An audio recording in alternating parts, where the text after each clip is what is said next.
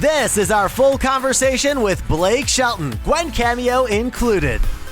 Among the many reasons that Shelton has to celebrate these days, he's marking 20 years in country music.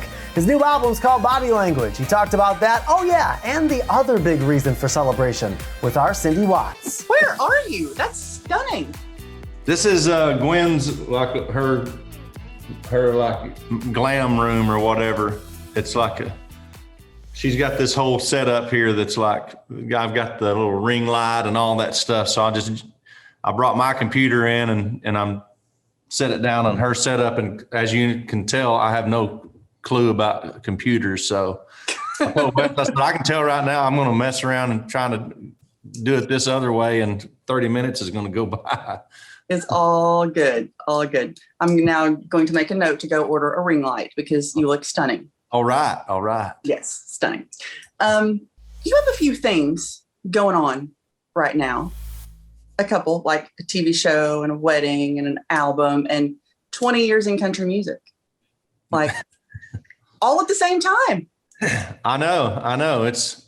And probably a tour coming up here. It seems like everything's starting to kind of loosen up. So hopefully we can make a decision on that soon also. But yeah, there's a lot going on. It always seems like it's crazy because it always seems like a good idea after 10 years of being on The Voice. You know, when you're months away from the finale, you start thinking of all the cool things that you can do to promote something in the finale because so many people are watching. And every time it's like, well, we're coming with this album. We better time it with the finale of The Voice, and then we can do a performance and announce it. And then not only, or only then when that week comes, it's like, well, what was I thinking?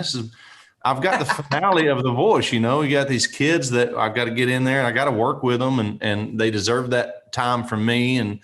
And then we always end up recording. And then next thing you know, oh yeah, you got an album launch this exact same week also. So yeah, there's a lot going on. And the one thing I feel like that I haven't got to talk about as much is the 20 years of being in this business, and really, the 20-year anniversary of Austin. And now, that first album, launch will come up this summer, 20 years since the first album came out. And it's unbelievable, it truly is to still be, in the game and competing with basically all these new kids that are coming up that are having incredible careers, and just being in the mix still it blows my mind. I don't know how much longer this can go on. Well, I think a lot of them would probably say they wouldn't be here without you. It's like, I don't know if any of them would say that. We'll call them when we're done. We'll get quotes. Maybe Thomas Rhett would say that because I did help him with his homework. According to him, I've heard him say that before. I don't think that's true. Because I can't do homework, so I don't know how I could have helped.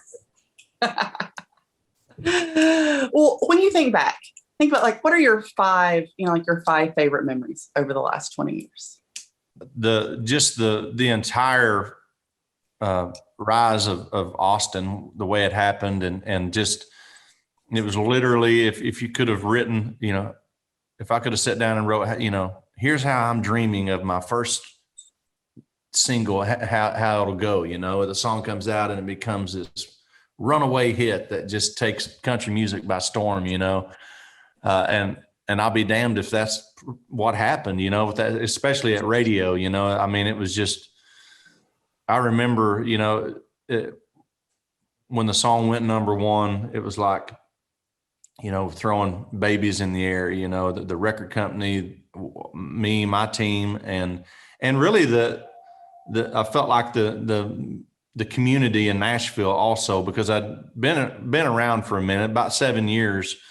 And so I had so many friends up and down Music Row, writers, and just people at other record labels that I'd met that I didn't even work with. I just had a lot of friends. And so I felt like everybody was really pulling for me to have some success, but then fast forward, the song was number one for over a month. It was 5-week number one song. And you get to the end of that 5 weeks and everybody's like, okay, good job.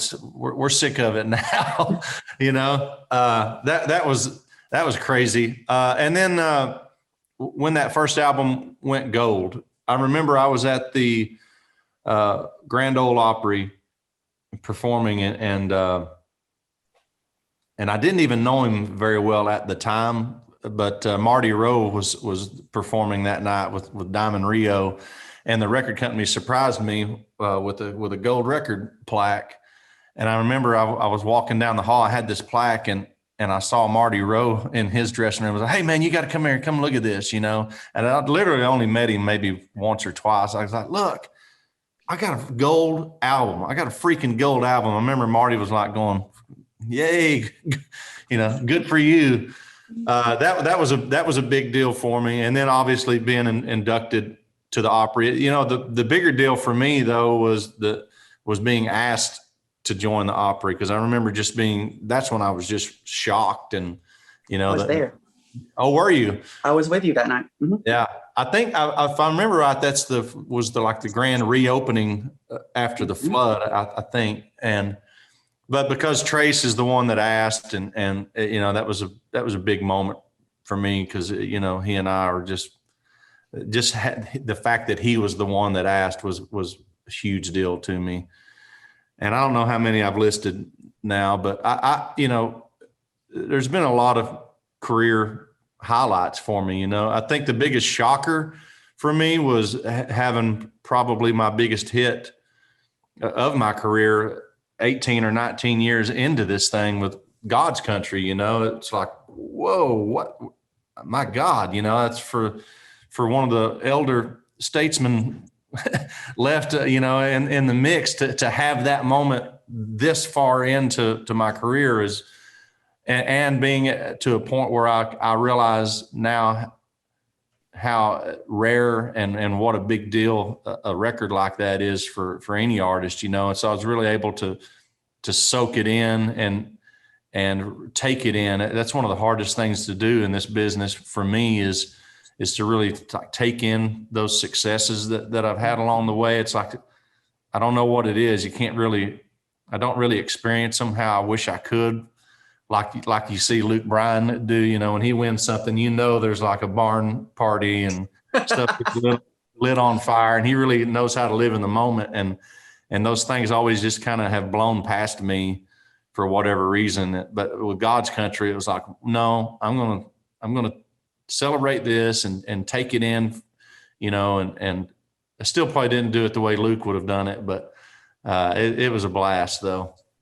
Well, that song just hit so hard so fast. I remember when we talked about it the first time, it's like we kind of already knew that it was going to have a special impact, and then it just exceeded. Yeah, it did. I knew it would. There's a certain audience out there that I knew it was going to connect with. I don't think I ever realized how the broad appeal to that song, though. And that's something I guess you can never really anticipate. But I knew it was a special record, and I knew there was an audience for it. But the audience for it was way bigger than I expected it to be. Well, let's talk about body language. And I know that I was super excited to see that you had roped in the Swanns on this album to participate. Like, I remember watching them on your team on TV. Yeah. Holding my baby. I don't know. I'm sure you've had a chance to meet them and interview them at some point along the way. There's no way to not love those two guys. I mean, they're so funny in their relationship with each other. And then they're just funny, and they're just funny on top of that, and so entertaining. I still, I keep them booked. We have a standing gig. The only one we've missed was last Thanksgiving because everything was weird, but they play Old Red in Oklahoma every Thanksgiving. It's like that becomes their hometown, gig every year. And so I've kept this relationship with them for years, and they've always stayed connected as far as leaning on me for, advice or, what do you think of this song? That's been happening for years now. And so, you know, when we were making this record, I didn't even realize we were really making a record, just looking for songs and recording them. Scott sent me Body Language along with some others. And I was like, wow, what is that song? That's unbelievable. I'm going to record that song. It's just so different. It's not like it's pop. It's kind of a pop country song, but it's not the kind of pop country that we're hearing right now. It's more of like an 80s rock song, or I don't really know how to describe it. You know, I love songs that I can't really put my finger on what it is about it that I love. And so I said, I'm cutting that. And then it wasn't until after the fact that I put it on hold that Scott said, by the way, Zach and Colton are co-writers on that song. And I was so happy because it wasn't one of those things where it was like, man, you know, it happened for all the right reasons. Yeah. And so, you know, once we cut it, it's like, man, there's no way I'm recording one of their songs without having them on there. I mean, because the song's so full of harmonies and background vocals and stuff, it just seemed like a natural thing to do, you know, and feature them on there. I really hope they get, you know, a big push on the artist side of things from that being on the album and hopefully becoming a single at some point, you know, because man, if anybody deserves a break, it's those guys. They send me a text literally every 2 or 3 days with like, you know, something about the album. Like, you know, the record label has like Body Language t-shirts now. And they're like, oh my God, did you see these? Can you get me you know, did you see they're doing a vinyl of Body Language? It's like, yeah, guys, I know they're doing it. It's an album launch and you're in there. You know? They still haven't been able to, speaking of wrapping your head around something great, you know, they're still trying to grasp this thing that's happening. And I couldn't be happier for them. They really deserve it.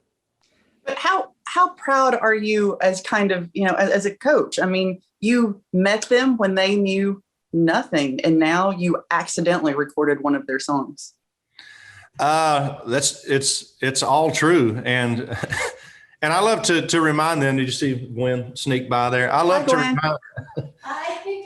to remind them now and then that they still don't know anything and that they need their old coach to help them. But it's been great because it's one thing to see somebody, you know, be on one of those shows, be on The Voice and have a bump afterwards, you know, and do some things.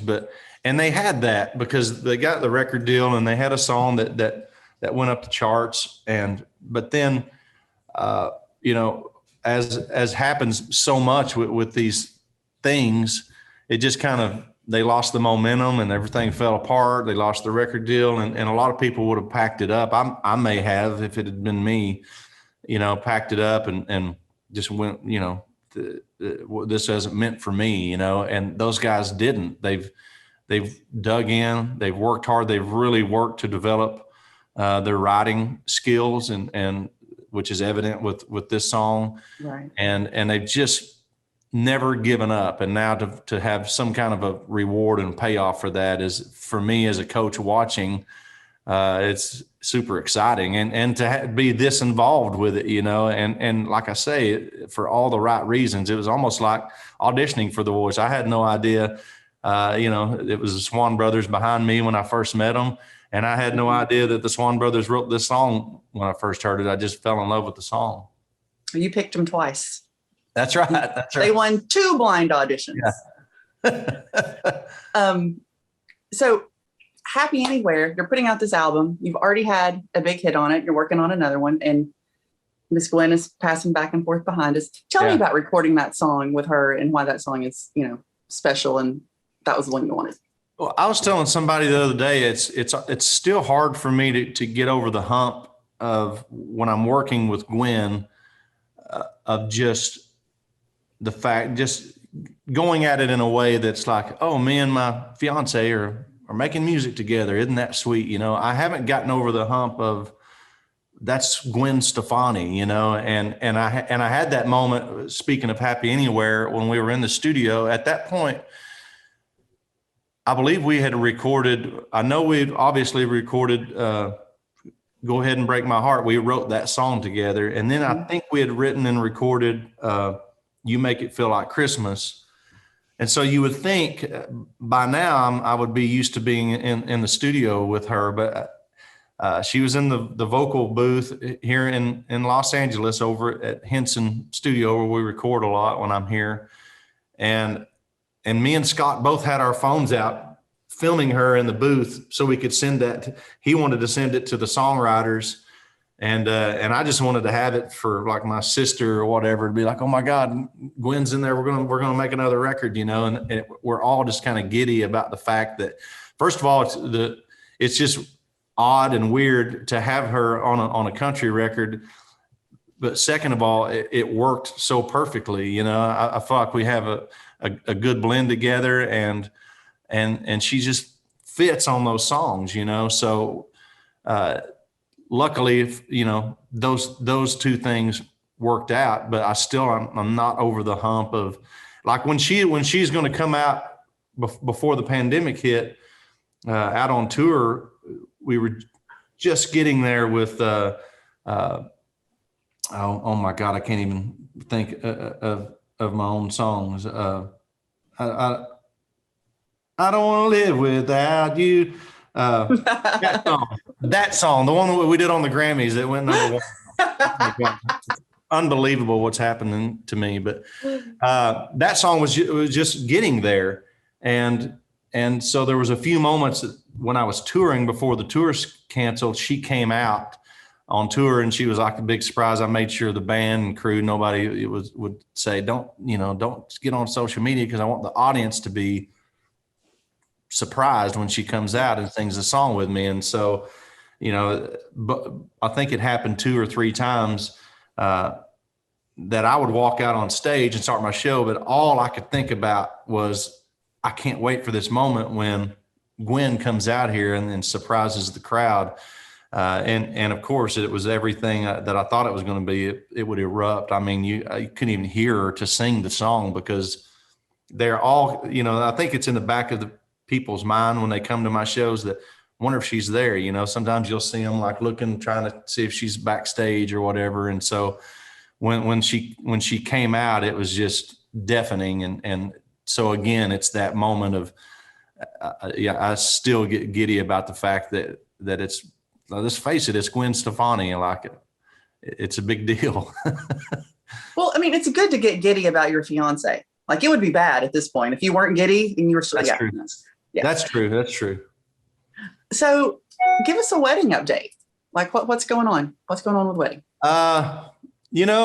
She's in the middle of planning the thing, and she's always so mindful, of me. And she's like, hey, I don't want to just take this thing over and I want you to, what do you think about this or that? And I think she knows that it would be a pretty classless wedding if I was in control of making any kind of plan, especially to do with food. I mean, if I was picking our meal, it would just literally be everything fried, like fried everything, French fries, chicken tenders, all that stuff. And so even though she's, I feel like she's trying to be mindful of me, I also know at the same time, I want her to do all of that stuff and handle it, because it's going to be great.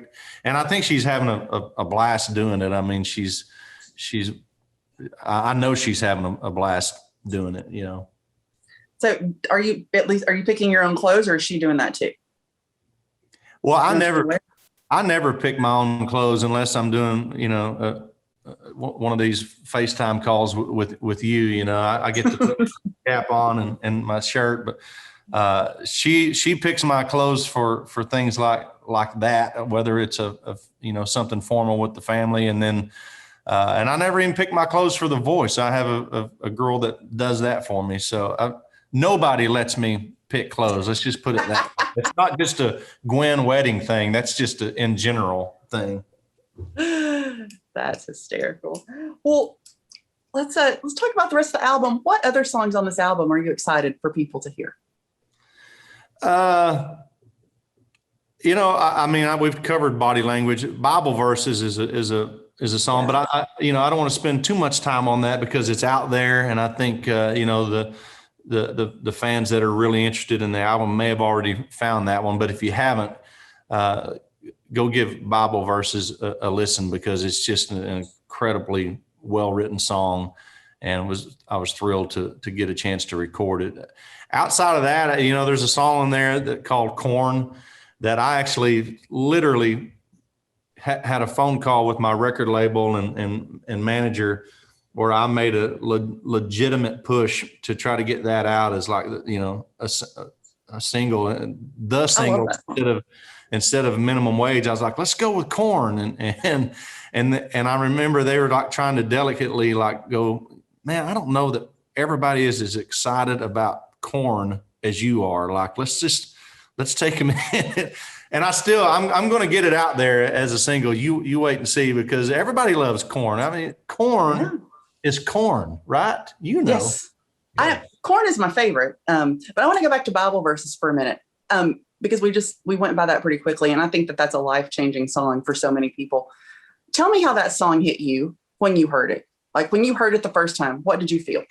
I felt a little bit of guilt listening to it, because, and I think maybe that's a little bit what the song is about. Actually, a lot what the song is about. It's like for me, it was like, wow, that's so close to home for me that, I need to get my crap in order, because this song is reminding me that I need to do better. I need to try to live up to the person that I need to be and want to be, and I think, to be honest, we probably all have that conversation with ourselves every now and then, at least. And for me, being, someone who's a person of faith, I'm always going to measure myself.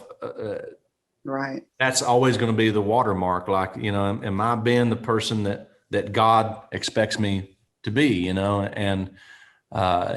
at the end of the day, no, never. I'm never, even though I know I got to be better at this. And so I just loved, first of all, the hook is, why didn't I think of that, or somebody think of that before now? I mean, it's just such an incredible hook of a song. And then secondly, say what it is, Blake. Honesty of it.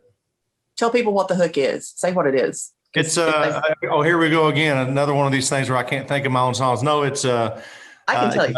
I can open up the courses.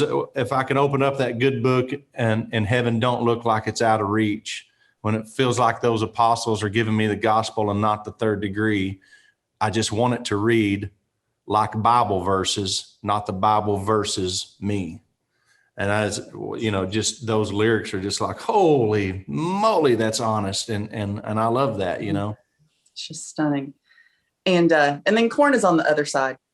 Corn is all of the great things that we can do with Corn. Like, what's not slow? I think another one that I'm excited about, and I think other people will be too, is Now I Don't. It just seems like a kind of a classic Blake song. Yeah. That's been a popular, as far, nobody's really heard this album. And I guess because of the pandemic, we've had it finished for a little while, but I haven't been able to play it for friends and stuff like I would normally do.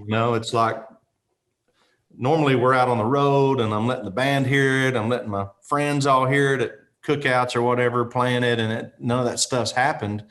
And so I don't have a big pool of people to lean on, but that's always one that is, people's favorite on the album. And there was talks of that being a single also, and we'll probably get to that too. I mean, I love any breakup song. I love them, especially when they're tongue in cheek. I mean, anytime you feel like it's not a sad breakup song, but almost like a payback kind of song. And that's what Now I Don't is, it's like, you suck. And I'm glad it's over. And people, you always get there eventually where you want to hear that song about yourself. Yeah, it just takes a minute. And that's not a song you wrote. Like, none of these songs, like all of these are like your favorite songs that your favorite songwriters sent, right? Kind of talk about how this album came together. Yeah. it's hard to remember how this album even came together because, I was pushing back for a long time on making an album. I've just really been enjoying just putting out a single at a time, and just kind of letting them live on their own. I wasn't convinced that these songs need a home, Why can't they just live out there on their own? And I was able to put it off long enough that the record company finally said, well, man, we got to put out something. I mean, you just had God's Country. And so I was able to get them to do that God's Country hits package to kind of buy me some time, because I figured, maybe if we do that, I know it's a record label and they have to put out records, right? I get it. But I wanted to buy as much time as I could to kind of see what the industry does. And if, because it seemed to be changing so rapidly. But if you had asked me this 2 years ago, I would have said, albums they're going away. They're a thing of the past. But it seems like, no, it is kind of settled in that we are still going to make and release albums. And I've never really thought of myself as a good album maker, because I don't know that. What I mean by that is, I never really have like a message that I'm trying to get out there with an album, maybe once or twice I have done that, but for the most part, I just love great songs, and I just want to record the best songs I can get my hands on. And I could care less if one song contradicts another song on an album. I don't even care if they're back to back. To me, they're just they're individuals, and I just want to collect as many of them as I can get. And I'm not trying to, especially with this album, there's not some big hidden message or something like that. I know, like when Gwen, makes an album, there's always like an underlying message in there, that one song, and you finally, by the end of the album, you're like, man, here's where she's at in her life, and she wants us to take this away from this. And man, I'm not like that. I want to be like Conway Twitty was. I just want to have, a long list of songs that people remember, even if one doesn't sound like the next. I don't care. I love great country songs. I have no idea. I have no clue what your question was. I don't know how I got on. That's a great answer. And okay.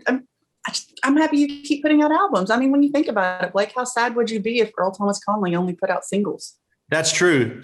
You're very right. And I live and die by some of his, Somewhere Between Right and Wrong. I still listen to the whole album all the time. But, for me, I have never made an album that I didn't feel like I left a song or two on the album. And I just can never get over that. I can't get over it for me when I go, oh man, such and such, if that would have just been a single, if we could have just got to that one, Like what? And I hate it for the songwriters too. I hate walking away from an album knowing that, I cut a song that we all thought could have and should have been a single. But once you release an album, and you and I both know this, the second it comes out, the clock starts ticking on it. Yeah. And I don't like that, but it is what it is, right? Well, which kid did you leave at the Cracker Barrel? Like which song do you wish could have come out that didn't? So people can go listen to that. Well, golly, every album I have right. Them for just off the top of my head, the If I'm Honest album.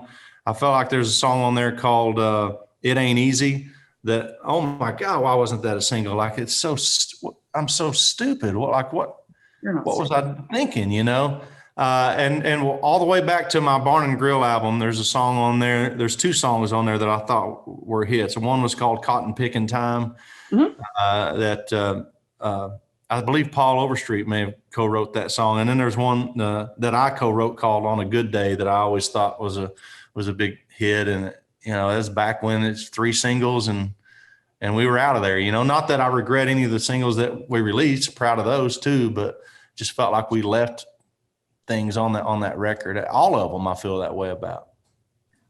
And there's also been times where I have recorded songs again to try to give them their due. That's happened to me twice. I put a song called Green on 2 of my albums that Craig Wiseman wrote because I love the song so much. I thought, no, we got to just record it again, and now it'll be a single. And there's another song that I cut with Bobby Braddock, and here I go again. I get a free pass on this because, like you said, this is 20 years into this thing, but I want to say the name of this song because we ended up putting it on again, 2 different albums, because we believed in it so much. I'm going to find it right now, I think. Now, you mentioned Barn and Grill. I think the first time I met you was at a video shoot for Barn and Grill, and you handed me your one-eyed chicken, and I sat in a bar and held your one-eyed chicken for the whole video shoot. The song is called "I Don't Care." It's on my Pure BS album, and it's on Starting Fires album, I think. I remember what you're talking about. We did those spoofs. That was the most fun I had launching an album, because I thought, man, wouldn't it be great if we just went to a bar somewhere and I didn't tell jokes, I lived out the jokes. And so, that's when, I'm standing there and I don't realize there's a horse standing behind me, and I'm telling the bartender the joke about, the bartender says, "Why the long face?" Yep. And then it's this embarrassing moment because the horse told me to tell this joke, and it's so stupid. I don't think anybody really thought they were as funny as I did. Oh, I had a blast. it was great. So the rest of the week, how's this going to roll out? Tell me about The Voice. We have voice semifinals Monday and Tuesday, and then the actual finals are next week. We're already 7 days away from this season wrapping up. We have a big announcement on Wednesday. What's coming up? Because I don't know anything about it other than that announcement's coming. Like, what are we excited about? Well, this tour, the last couple of years I've toured with John Anderson and the Bellamy Brothers and Trace Atkins, and I had Lauren Elena out there with me. And so this year we want to keep that same format. So I'm bringing out Martina McBride and Tracy Bird. We got Tracy Bird to dust off the old cowboy hat, and he's coming back out on tour, and I'm super excited. Obviously, Trace is still going to be. I can't shake him. He's literally like a skin tag, a giant skin tag on my tours. So he's going to be out there, and Lindsay Ailes is going to be opening the tour. So we're awesome. Yeah, we're really excited to get her, and I've only met her one time before, but I know she's an incredible artist and a great guitar player too, I found out. So it's going to be a blast. We're just so glad that we're finally getting to get back out there. Everybody in our industry is. It's been a long year and a half or whatever. Then I guess the album comes out Friday. We're doing an Ellen show. We're doing Jimmy Fallon, the Today Show, Kelly Clarkson show. I mean, we got it all packed in there. It's going to be a busy week, but I want to do everything I can. For me, and I feel like with Swann Brothers having the title track on the album, I want to give it as big of a launch as I can. So, and Wes is texting me here. He says, I'm performing. What are you saying, Wes? He's saying, stop talking, Cindy. Performing on oh yeah. And I'm performing on The Voice as well. I'm always performing on The Voice. I feel like I told someone the other day, I said, I feel like I'm a host of The Price is Right or something. Like The Voice is on forever. It never goes away. Although we did just find out they're finally going to go to one season next year, which I'm actually excited about. I think it's going to be better for the show and better for my mental health also. You'll be able to tour more. That's right. Well, or maybe not. Maybe I'll just sit on my ass and be married. That's right. And be married. Yep. You know what we didn't do? We didn't talk about minimum wage. That's probably important. Okay. That you're single. That song is I'll tell you the reason I recorded that song, and this is just, painfully honest, but I actually, when I heard that song, I thought, man, that would be an incredible song to open my shows with. Like it's already got this extra long built-in intro that kind of builds, and I just thought it just sounded like such a fun song just to play as a band. And that's really how I ended up recording that song. And I think that, you know, the label, they're all, Scott, he's a musician, and my manager Narvel's a musician. All my team, they kind of came from the band side of things originally. Right. And so we all geek out on that record because it's got that weird piano intro and the drums are doing all this crazy stuff. And so it ended up being a single, and it's been fun. It's a lot of fun to perform live. I've gotten to perform it just on a few occasions, but I can't wait till we get into the grind of being on tour or something. And that song, because it brings so much energy to the show, Right. it's going to be good. Now, is that what you're performing on The Voice, or are you performing something else? No, we're doing minimum wage. Yeah. We're shoving it down people's throats every chance we get. Well, what should I have asked you that I didn't? What did I leave out? What do you want to tell people? Oh my gosh. There's got to be something, right? Talked about the wedding. We talked about The Voice. We talked about the album. I think that's all I'm supposed to promote. Very good. I was in Gatlinburg this weekend, and people were like, "When's Blake coming back to Old Red?" I'm like, I don't know. He's a little bit busy right now, but I'll ask. Oh, wow. You went to the Old Red location there, or you just in Gatlinburg? No, I was there, Gatlinburg, Old Red. And I grew up there. It's home. Yeah. Not in Old Red, but, you know, Gatlinburg. I'm so glad. You know, I found out, I guess Nashville finally fully opened last week.